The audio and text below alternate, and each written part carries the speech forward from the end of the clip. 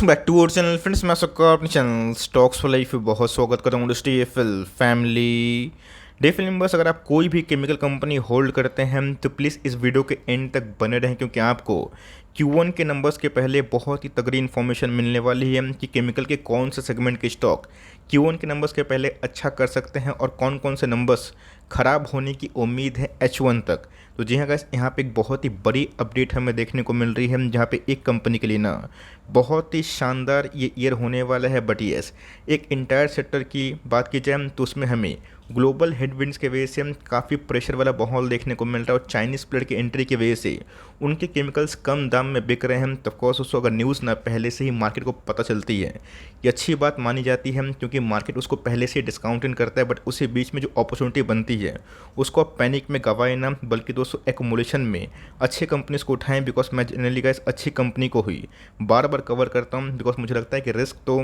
Stock market में है, but अच्छी कंपनी ना आपको लॉन्ग टर्म रिवॉर्ड ज़रूर देंगी। चैनल फर्स्ट टाइम होंगे सब्सक्राइब कर सकते हैं इस तरह क्वालिटी कंटेंट को सबसे पहले एक्सेस करने के लिए। Now without dealing any for time, let's begin. जो गुड न्यूज़ आ रही है जिस केमिकल कंपनी को लेके, उसका नाम है PI इंडस्ट्रीज। अब ऐसा मैं क्यों बोल रहा हूँ और बैड न्यूज़ किस केमिकल कंपनी को लेके आ रही है, उसको भी मैं एकदम अनबायस्ड होकर कवर करने वाला हूँ। आप सबको अच्छे से पता है कि 2700, 2800, 2600 के लेवल पे जब लास्ट टाइम दोस्तों मार्केट का बॉटम हिट हुआ था 15,000 के आसपास, FIs की बड़ी सेलिंग के बाद जब निफ्टी आया था 15,000 के आसपास, तब दोस्तों PI इंडस्ट्रीज 2600, 2500 के भाव पे थी और उसके बाद ना 44% के आसपास मेगा उछाल देखने को मिल रही है। और मैंने कहा बार बार एक ही बार बताया है कि मार्केट में गाइस अभी के टाइम ना एग्रोकेमिकल स्पेस अच्छा करेंगे, क्योंकि इनके एक्सपोर्ट्स में दम दिखाई पड़ रहा है। गवर्नमेंट पुश कर रही है और साथ ही साथ एग्रोकेमिकल स्पेस इसलिए अच्छा करेगा बिकॉज भारत में अच्छे मानसून होने की उम्मीद है। और पूरे इंटायर सेक्टर को अगर आप देखें ना, उसमें सिर्फ और सिर्फ अभी के टाइम मैक्सिमम जितने भी वाली कंपनी है वो काफ़ी अच्छा परफॉर्म कर रही है। देख सकते हैं गाइस, किसी के संग लाइफ टाइम हाई हिट होता हुआ देखने को मिल रहा है। मैं न्यूज़ पे आऊँगा, लेकिन ये अगर आपने पैसे बनाए अच्छी बात है। तो ऑफकोर्स ये तो गुड न्यूज़ हो गई उन सब शेयर होल्डर्स के लिए जो इस कंपनी में निवेश करके बैठे हुए, जिनको हैंडसम प्रॉफिट गेन हो रहे हैं। जिसके लिए क्या न्यूज़ है और ऑफकोर्स जो बैड न्यूज़ आ रही है वो कौन कौन से सेक्टर को काफ़ी प्रेशराइज करेगी, उसको भी चेक करना बहुत इंपॉर्टेंट है।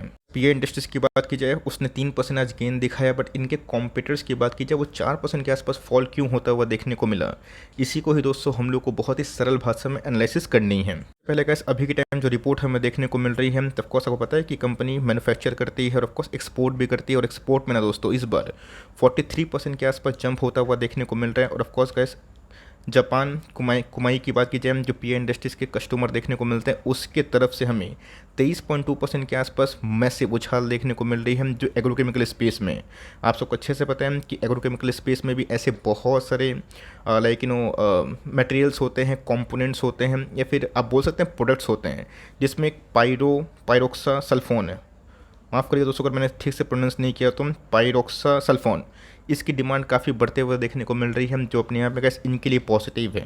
तो अच्छी बात है, पॉजिटिव न्यूज़ हम लोग देख लिए, लेकिन नेगेटिव न्यूज़ कहाँ पे आ सकती है और कहाँ पे आ रही है जिसकी वजह से स्टॉक गिरना शुरू हो गए हैं, फटाफट डिस्कस कर लेते हैं। गैस SRF की बात की जाए, इनके कॉम्पिटिटर है, उसमें तो भैया हमें एक महीना में ना अच्छी खासी फॉल देखने को मिल रही। और इसी फॉल का दोस्तों हम लोग वेट कर रहे थे, बिकॉज असली पैसा बियरिश फेस से बनता है, रियलाइजेशन आपको बुलिश फेस में समझ में आता है। तो जी हाँ गैस, इनके जो एक्सपोर्ट्स की बात की जाए 19% के आसपास श्रंक होते हुए देखने को मिल रहे हैं, जो अपने आप में एक नेगेटिव साइन है। ये श्रंक क्यों हुए, इसके पीछे की वजह क्या है, उसी को ही हम लोग को जानना है। दोस्तों होने की वजह इसलिए है बिकॉज आप सबको अच्छे से पता है कि प्रीवियस कुछ समय में चाइना में लॉकडाउन की कंडीशन इमर्ज हुई थी, जहाँ पे कुछ गुड गवर्नमेंट पॉलिसी नहीं होने की वजह से बहुत सारी चाइनीज़ केमिकल कंपनी काफ़ी सफ़र कर रही थी। बट येस, कोविड के बाद दोस्तों उनको ग्रीन सिग्नल मिला फ्रॉम द चाइनीज़ गवर्नमेंट, और अभी के टाइम ना वो भारतीय बाज़ार में भी आ चुकी है। तब कौन सा हम लोग इम्पोज ड्यूटी करके ना उस पर थोड़ा सा लाइक नकल तो कर सकते हैं, बट उसको सही में कंट्रोल करना फुली वो हमारे बस में नहीं है। तो चाइनीज़ गैस केमिकल आने से ना जो बहुत सारी केमिकल कंपनी का प्राइसिंग पावर वो काफ़ी डल हो चुका है, और इसका इम्पैक्ट ये होगा कि इनके आने वाले कुछ क्वार्टरली नंबर्स ख़राब हो सकते हैं। और मार्केट में गैस एनालिस्ट के अनुमान की बात की जाए तो Q1 और Q2, जिसको हम बोलते हैं HY ऑफ FY24, ये ख़राब होने की उम्मीद है। तो मार्केट में गैस जब ख़राब कुछ सेंटिमेंट होता है और जब ख़राब आउटलुक होता है तो मार्केट उसको पहले से डिस्काउंट इन करता है। अभी गैस जब इंप्रूव होगा तो उसके पहले स्टॉक भागेगा, लेकिन यस अगर गैस ऐसे ही कंडीशन इमर्ज हुई और Q1 के नंबर्स ख़राब आए तो मेरे हिसाब से गैस Q1 और Q2 बहुत सारी केमिकल्स कंपनी को उठाने का मौका हो सकता है, और इसी की वजह से नवीन फ्लोरिन के हिस्टोरिक नंबर्स होने के बावजूद भी गिर रहे हैं। तो इधर पे गैस आप घबराइएगा मत। एसआरएफ एक मल्टीनेशनल बिजनेस में काम करता हुआ देखने को मिलता है, और बिजनेस का समूह है, बिकॉज वो टेक्सटाइल में भी है, और रही बात फ्लेक्सिबल पैकेजिंग के बिजनेस में भी है और केमिकल में भी है। लेकिन यस, इनके फ्लेक्सिबल पैकेजिंग के बिजनेस के भी गैस मार्जिन्स ना इस बार ख़राब होने की उम्मीद है।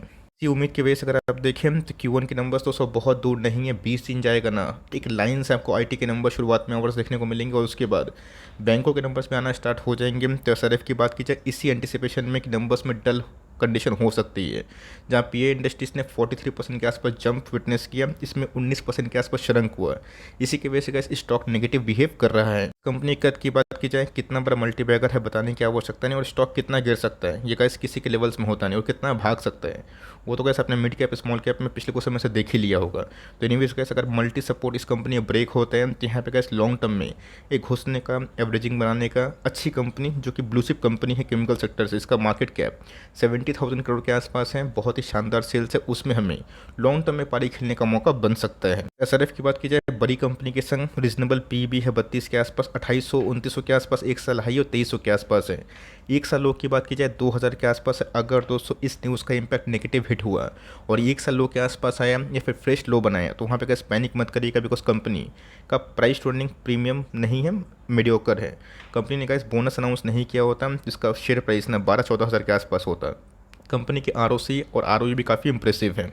ये सेल्स की बात की जाए तो सेल्स में गैस मेरे हिसाब से कंपनी ने खराब प्रदर्शन नहीं किया था, बहुत ही शानदार डिसेंट मैं बोलूँगा। FY23 की मैं बात बोल रहा हूँ, और गैस मुझे बहुत सरप्राइज़ हुआ था इनकी मार्जिन्स को देख के, बिकॉज मैक्सिमम केमिकल के स्टॉक के मार्जिन्स के हिट होने की वजह से उनके प्रॉफिटेबिलिटी डाउन हुए थे। बट इस कंपनी ने कैसे स्ट्रॉन्ग नोट पे ही अपने नंबर्स को पेश किया था। तो ये मत सोचिएगा कि अगर आपके पास 5 केमिकल स्टॉक है तो पाँचों एक ही बार भाग रहे हैं। केमिकल्स में भी ना दोस्तों बहुत क्लासिफिकेशन होते हैं। आरती की बात की जाए बिल्कुल नहीं भाग रहे। उसके पीछे की वजह क्या है, बेंजीन का दोस्तों जो कैपेक्स है ना वो इस साल बहुत ही एग्रेसिव नहीं है, तो ऑफकोर्स FY24 तक आरती की कंडीशन ख़राब होगी। बट 3 साल के बाद कैपेक्स बहुत ही ह्यूज है। फिनॉल्स में गैस दीपक काम करते हैं।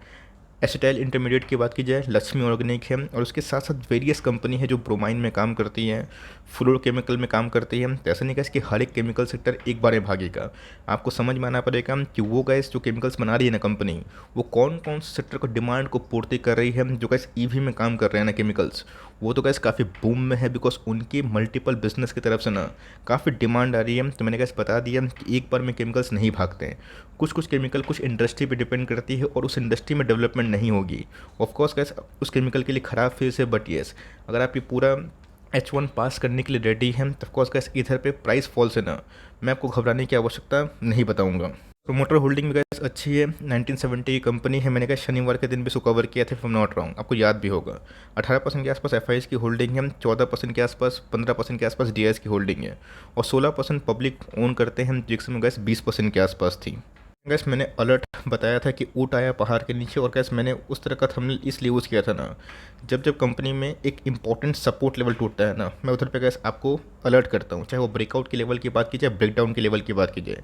इस समय गैस एक अगर आप देखें तो 3 दिन से ब्रेकडाउन की कंडीशन इमर्ज हो रही है, और इसने फाइनली दोस्तों का मूविंग एवरेज को तोड़ दिया है। वो भी गैस वॉल्यूम्स की बात की जाए ना, अच्छे खासे वॉल्यूम की वजह से तो गैस यहाँ पे जो सेलर्स हैं वो काफ़ी हावी हैं, और स्टॉक की बात की जाए 1 डे के चार्ट में ना ओवरसोल्ड जोन पे पहुँच चुकी है ना। कहाँ है बॉटम, कहाँ बन सकता है, बिकॉज अगर आप देखें तो वीकली चार्ट में गैस ये जो रेड कलर की लाइन है मैकडी में, और जो ब्लैक कलर की लाइन है यहाँ पे गैस एक बियरिश क्रॉसओवर जनरेट कर सकती है, और कैसे जितना गिरेगा ना उतना ही खतरनाक बात हो सकती है, बिकॉज ये क्रॉसओवर किसी को भी देखना पसंद नहीं है। लेकिन यस जो इन्वेस्टर है उनको काफ़ी मज़ा आने वाला है, बिकॉज इन सब लेवल्स में असली पैसे बनते हैं। तो बहुत लोग बोलेंगे कि सर दोस्तों का मूविंग एवरेज वीकली चार्ट पे जो आप बोलते हैं कि रीड करिए काफ़ी मजबूती बनेगी, उसका तो लेवल इंडिकेट हो रहा है 1600-1700, क्या उस लेवल पे आएगा मुझे कैसे अभी नहीं लगता है। जब तक Q1 के नंबर्स मैं नहीं देख लेता हूँ ना ही उनकी कमेंट्री देखता हूँ। लेकिन यस यहाँ से कैसे हर 150 पॉइंट के फॉल पे ना आप एसआरएफ जैसे अच्छी कंपनी को उठाएं तो सही रहेगा लंबे अवधि के लिए। शॉर्ट टर्म में अगर पैसे नहीं बनते हैं 6 महीना साल भर तो कोई दिक्कत वाली बात नहीं है। जिन्होंने कैसे PI को ना 6 महीना पहले, 8 महीना पहले लास्ट जोन में पकड़ा ना, उनके पैसे अभी बन रहे हैं क्या संग संग पैसे बने नहीं। ये कैसे अगर ओवरसोल्ड जोन पे पहुंचती है तो अच्छी बात मानी जाएगी, बिकॉज वहाँ पे कैसे एकोमुलेशन हाई होगा। बहुत लोग बोलेंगे कि सर ह्यूज प्रॉफिट में, तो कैसे आपका टेक है कि आपको लेना है फिर नहीं लेना है। मैं तो कैसे एक भी शेयर बेचने वाला नहीं हूँ, और ऑफकोर्स मुझे कोई भी अच्छी कंपनी में ब्रेकडाउन मिलता है ना, मैं ग्रेडी होता हूँ, लेकिन एक बार में एक पुश पैसा मत लगाइए। इस लेवल पे आप थोड़ा सा स्टार्टिंग एकोमोडेशन कर सकते हैं, और उसके बाद हर एक फॉल पे उठाइए। और कभी भी गैस फिर से एक स्लो बनता है ना, पैनिक जहाँ पे होगा वहाँ पे उठाने से काफ़ी अच्छे पैसे बनेंगे, बिकॉज जितना भी गैस आउटलुक डाउनग्रेड अगर होगा ना, वो Q1 और Q2 तक होगा, बट उसके बाद गैस हमारे पास Q3 Q4 भी है, और इसको छोड़ के ना 2024 है, 25 है, 26 है, तो सालों साल है। और एक बार गैस आउटलुक पॉजिटिव होता है, स्टॉक कैसा पागलपंती से रियलिटी करता है, रैली करता है। आपको गैस बहुत सारे स्टॉक्स में देखा भी होगा। तो ये छोटी सी अपडेट थी। आपको वीडियो कैसे लगी प्लीज़ फीडबैक दीजिएगा, और कौन से केमिकल्स के बारे में आपको ज़्यादा रुचि है, इंटरेस्ट है, उसको बताना भी ना भूलिएगा। तो गैस मिलते हैं जल्दी ही, तब तक के लिए bye. Thanks for listening friends, God bless you all.